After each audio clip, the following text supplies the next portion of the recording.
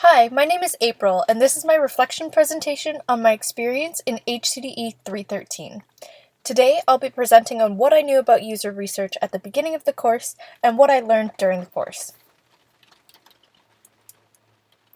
First, I just want to introduce myself. Again, my name is April, and I'm a senior in the Human-Centered Design and Engineering Department at the University of Washington.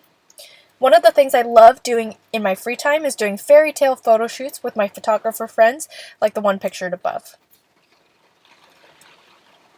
Diving right in, user research is the beginning to answering how a certain interaction can be improved.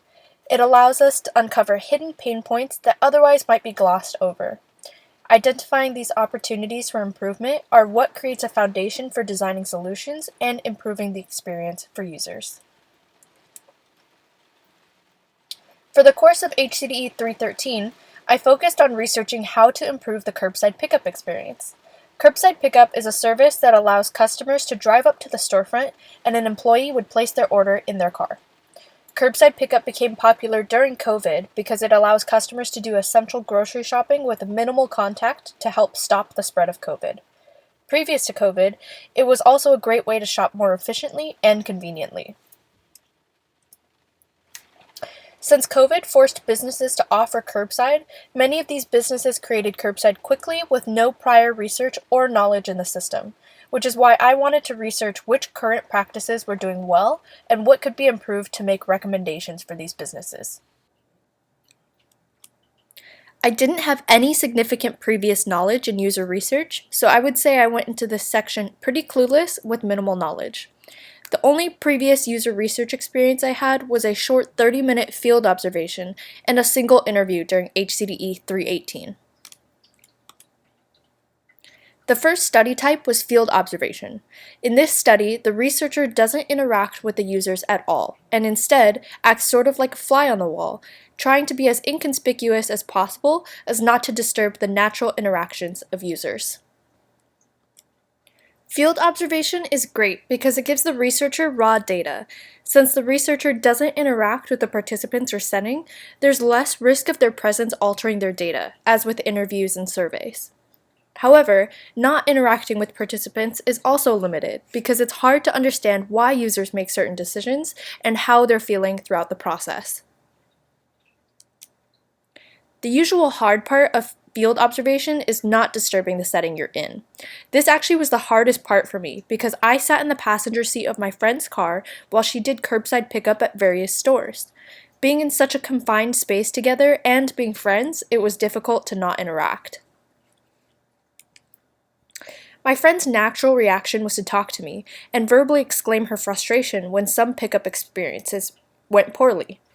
In hindsight, it might have been more natural to talk to my friend during the pickup process because if she had done pickups with someone else who wasn't observing, she would have also probably been talking to them.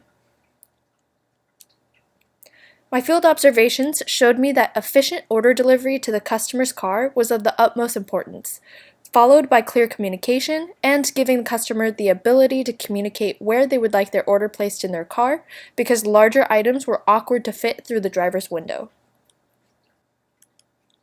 The next study was interviews. In this course, we used semi-structured interviews, which kept the interview on topic but also allowed the participant to expand on their answers. Interviews allow more insight to why users make certain decisions and what frustrations they've had during their interactions. My interviews concluded that efficiency and clear communication were still the two most important factors of creating a positive curbside experience. Interviews found a third piece, which was building trust with the customer, is also important. All three of my interview participants stated that they would never return to a certain store because their first pickup experience was such a poor experience.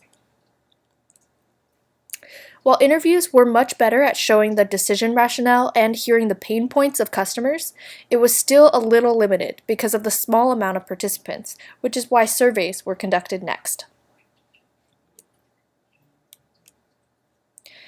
Surveys allowed me to get quick answers from a larger number of customers in order to gain a general population consensus and possibly confirm previous findings.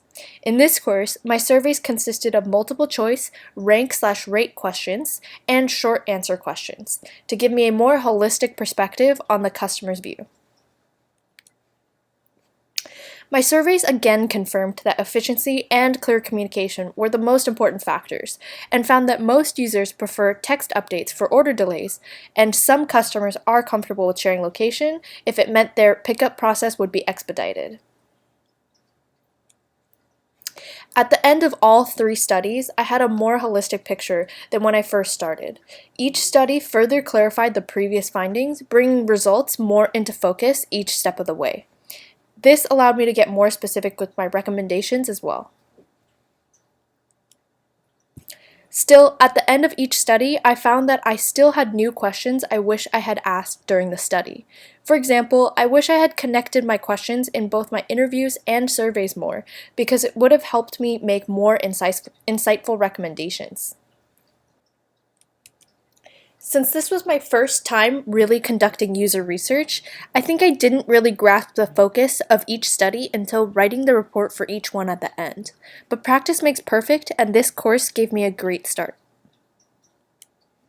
In the end, I learned that each study type has unique benefits and limitations, and by piecing them together, we get a more holistic picture to start designing for. Thanks for listening to my reflection presentation on HCDE 313.